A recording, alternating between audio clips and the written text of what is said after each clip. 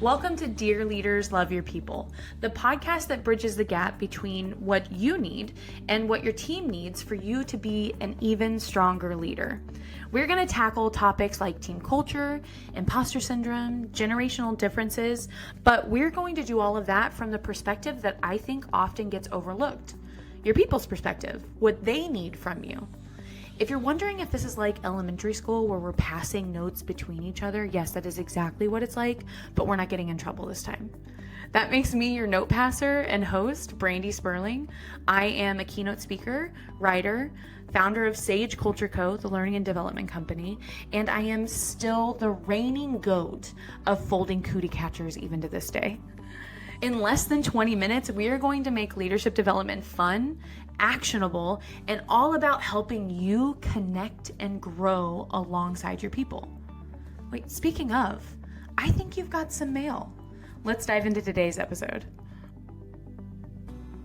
Dear leaders, today we want to talk about maybe the hardest part of being a leader, and that is how do you show up for us, your team, when your heart or your energy is at home? Because maybe you're grieving, maybe there's a lot of change, family health issues. There are so many things that happen outside of the walls of our office that can impact how we feel as leaders whenever we show up for our teams. And that feels really hard because we, the people reporting to you, are constantly looking at you regardless of what's going on at home, and especially if we don't know, to still fill in the gaps and keep our team moving forward. And when you're experiencing some of the hardships that can happen in your personal lives, it's really hard to find that balance of still being a leader, but then also being true to how you feel in that moment. I think it's changing, but for the longest time, I think society painted this picture of what leadership meant, and it meant that you had to have a wall between you and your team. And what I hope is happening is that we're finding more humanness in our leadership practices, meaning we're finding safe spaces or safe ways that we let our teams in when we're experiencing challenges at home, while also keeping the ball moving forward. I am speaking from experience on this because about 7 weeks ago, my husband and I experienced a miscarriage with our first pregnancy. And in that moment, obviously, our entire world stood still. Our entire home stood still. But when it comes to running a business and leading a team, everything else was moving forward. We had so many things happening. I had a keynote scheduled for the next day, which I did end up doing. We had a lot of projects going on. We were rolling out initiatives. We were still scheduling clients. And so there was so much in the business that was just moving forward and my team moving everything forward. And I felt like I was just 10 steps back looking around going, oh my gosh, what just happened to us? And I had to find the balance of being able to care for myself, care for my family, do what we needed within our walls, while also giving my team what they needed to keep running forward, knowing that I would catch up eventually. And I think that that's the most important thing that leaders need to hear is that when these things happen to you in your life, we, the people reporting to you, don't need you to keep up with us. We need you to set us up in order to keep moving forward, for us to keep you moving forward, and then you can catch up whenever you're ready to catch up.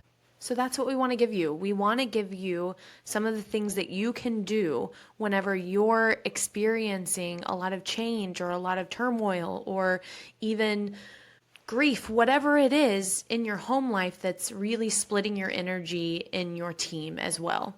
And here's the thing, we have a leader guide for this. So you can always find our leader guides in the show notes where we will recap kind of what we talked about in the episode. That way you can apply it to your team immediately or save it for later or share it with someone who you feel like needs to hear it. The first thing you can do is talk about it with your team.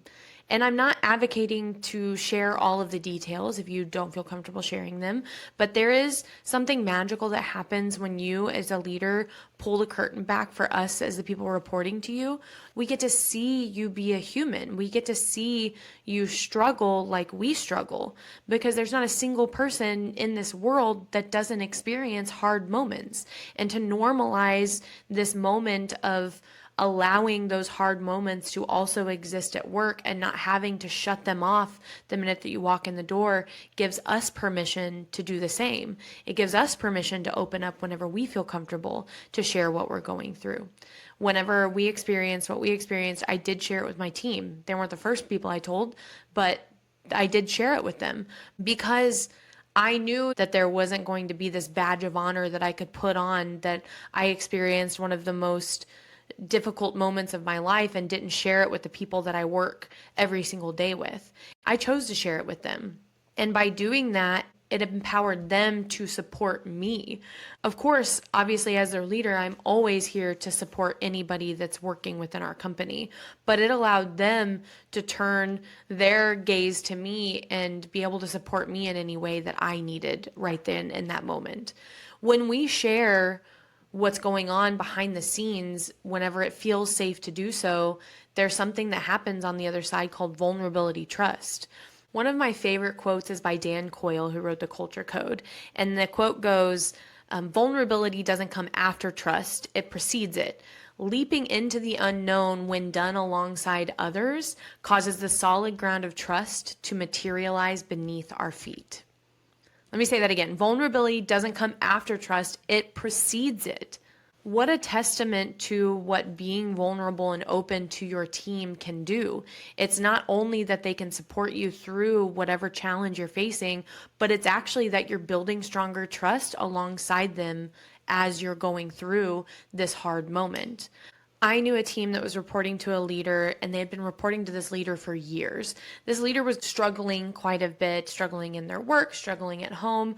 Well, one Friday, this leader actually got into a wreck on their way to work, and they didn't tell their team about it. They did not tell their team. It was weeks later that this team found out that their leader got into a wreck, and their response was, why didn't they tell us that? Why didn't our leader tell us that they got into a wreck? We could have helped. We could have supported in some way.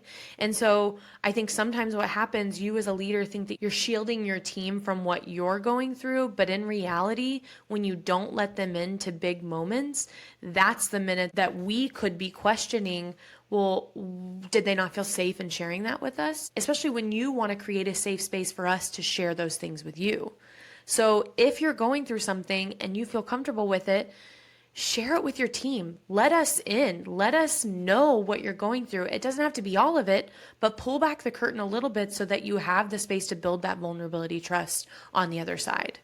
The second thing that you can do is delegate. When we have things going on in our lives as leaders, this is such a good time for us to open up the gates for our teams to step in. There are people on your team that are biting at the bit to support you, that are eager to take on extra challenges. And if you're like me, someone that's in so many facets of our business, which I am working on getting out of them actively. It's hard to be able to give things away, but this is the moment that you let your team in. This is the moment where you delegate to us so that way we can help you. And the great thing about delegation is it forces you to name what's important. When you're looking at the work that you're doing, what is most important right now? What absolutely needs you in it and what doesn't need you in it? I have a member of my team. She's my chief strategy officer. She has a lot of different names, but that's really what I look to her as. And we had a meeting a few days after we got the news about the miscarriage. And the first thing that we talked about was, what does bare minimum look like? What absolutely has to be done and what is not going to, crumble the company if it doesn't get done within the next couple of weeks. And we made a list together. She took on some of the work that I couldn't take on, even though it wasn't work that she normally did. And that was so powerful for me because it forced me to name what was important for me to do. And then when I didn't name those things, it allowed her to go, well, why don't I step in and do this? Or it allowed me to go, I can't do this. Can you do this? And so being able to take a step back and name what's important, it allows you to determine where your energy needs to be and where it can't be in those moments, and then to be okay with it on the other side. And the last way, maybe the most important thing that you can do in this moment, is to model healthy boundaries. when you're going through something and you share it with your team, you are giving them a front row seat to how they can act and behave if they were to go through something similar. So if you need time off, take the time off. If you wouldn't expect your team to do it, don't do it. I worked with this leader that was the president of an organization that I was consulting in with, and he was getting a really big surgery done in a few days. And we were in the midst of a really big project that we were rolling out. And he sent an email to the team telling everybody, hey, the surgery's on this day. I'll be in ICU, but I'm hoping that I can get some emails checked. I had a call with him the next day and I asked him, hey, would you ever expect any of us to answer emails while we were in ICU? And his answer was like, no, absolutely not. And so what I said to him was, well, then I would really challenge you not to tell us that you're doing it, because what you're inadvertently doing is you are setting an expectation of what people should do whenever they're in the hospital. And we're looking to you for permission of what we should do. Are we allowed to just not check our email? Which of course we are. Come on, you're in the hospital. We shouldn't be doing that. So when you're going through things at home, when you're going through hard moments and you let your team in on it, you also have to be ready to model how to set healthy boundaries for yourself in those moments, because you would never want your team to watch you see what you went through. You went back to work right away the next day, even though you weren't ready for it. And then they're in a similar situation and don't feel safe to do what they need to do in order to care for themselves in those hard moments that they're inevitably going to experience as well. I was bare minimum in my company for the entire week. My husband and I really wanted to give ourselves the time to grieve, which means I wasn't in my email.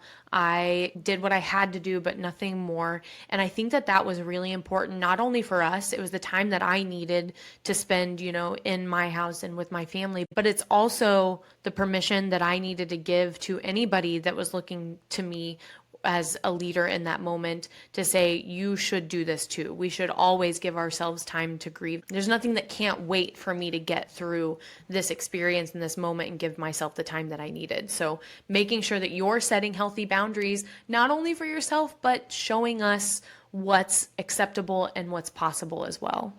So if you're in the middle of something right now, or if your energy is split, or if you're trying to figure it out while just holding it together, I want you to know this. You don't have to be everything to everyone. You just have to be honest. You have to be human, and you just have to take the right next step. Whether that's letting us in, pulling back the curtain a little bit to what's going on, letting us step into your work and take over some of the work that you don't need to be doing right now, or just giving yourself the grace to not be okay for a little while and taking the time you need in order to get there. We don't need you to carry it all. We just need you to let us walk beside you or in front of you. We'll be holding the line, moving the ball forward, and we'll be ready to catch you up right where you left off. Thanks so much for listening to today's episode. Don't forget to grab the leader guide linked just below in the show notes. It's a downloadable resource to help you integrate today's topic into your team immediately. Subscribe, leave a review, and don't forget to sign up for our newsletter so that you never miss an episode or a leader guide. They're dropped directly into your inbox. Until next time, dear leaders, let's love our people, shall we?